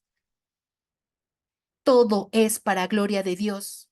Las vidas de estas personas son usadas por Dios para enseñarnos, para dar mensajes y no por ello los vamos a venerar o colocar en un lugar de supremacía como beatos o santos. Las vidas de estas personas son usadas por Dios. Fueron usados por Dios para enseñarnos, para dar mensajes. Y no por eso nosotros debemos de venerarlos y colocarlos en un lugar de supremacía, porque la gloria es de Dios, porque el mérito es de Dios. Fue Dios el que decidió. La santidad proviene de Dios y Él decide quién es santo, no la iglesia, no un concilio, no una agrupación. Dios decide quién es santo. Ahora, Lucas 1:38. María reconoce, yo soy la sierva de Adonai. Por eso te digo que María sabía, ella sabía que ella era una herramienta. Ella era una herramienta en manos del Señor. Entonces María dijo, he aquí la sierva del Señor, hágase conmigo conforme a tu palabra. He aquí la herramienta, la sierva del Señor. Hágase conmigo conforme a tu palabra. No es mérito de María. No es mérito. María sabía y conocía que ella era una herramienta de Dios, así como Elías, así como Abraham, así como Pablo. Todo es para Dios. Todo es para gloria y honra de Dios. ¿Quién creó la tierra? Dios. ¿Quién te dio aliento de vida? Dios. ¿Quién te liberó de la muerte eterna con su sacrificio? Dios mismo. ¿Quién usó a hombres y mujeres para su plan de salvación? Dios mismo. Todo es para Dios y Dios no comparte su gloria con nadie. Que te quede claro que estos dogmas son dogmas paganos. Son dogmas paganos para poner otra vez en el mapa a estas ídolas. Pero ahora estas ídolas se llaman Virgen de Fátima, Virgen de Guadalupe, Virgen de no sé qué tanto. Y entonces haces una dualidad y entonces ya no tienes solamente un esposo, tienes otro método de adoración, tienes otro método de veneración y tienes muchos santitos a los cuales también veneras y a los cuales también les das dulia y perdulia y no sé qué tanto. Que te quede claro, hermano. Te lo digo en el amor del Señor, porque todo esto te conduce a la perdición eterna. El enemigo busca la manera de engañarte todo el tiempo. No permitas que te siga engañando. Ya no lo permitas. Todo esto es la escritura. ¿No acaso dices que tu iglesia hizo esta escritura? Yo no te hablé aquí de profeta, de padres de la iglesia, de filosofía, de qué tal libro, de que no sé qué tanto. Esto es escritura. Esto es la Biblia, lo que dejó el Señor. Es la palabra de Dios. Todo esto, ponlo a prueba. Ponlo a prueba, ponte a estudiar. La sana doctrina son profetas y mandamientos. En ninguna parte hay una profecía donde diga que la que va a traer en su vientre al Mesías tiene que ser venerada o se le tiene que rendir culto. No, ella va a ser dichosa, dichosa porque trae el cumplimiento del Mesías. Gloria sea al Señor. Pero al Señor la gloria, a Dios la gloria. No María, María, de verdad, María, cuando el Señor se deslinda de ella, en ese momento ya pasa a ser ya pueblo de Dios. Entonces, analízalo todo, estúdialo todo, de verdad. No dejes que te muevan por lo emocional, que te hablen de la escritura, y la escritura duele, la verdad duele, pero la verdad te libera, la verdad te libera. Yo espero que esto haya sido de bendición para todos ustedes. Yo espero que esto sirva para más de uno. Estúdienlo, por favor. Si eres un hermano cristiano y quieres sacar del error a hermanitos, estúdialo y búscale más y más y más y más, porque lo que yo les puedo dar es lo que yo sé y sé muy poco. Y esto fue por solicitud de una persona en TikTok. Pero ustedes investiguen más, busquen más a Dios, agárrense más de Dios, ¿vale? Y recuérdense que todo es completamente mérito de Dios. A Él sea la gloria para siempre y siempre. Y María lo sabía. Ella sabía que ella era una herramienta en manos de Dios, en manos del alfarero. Bendiciones a todos ustedes. Shalom.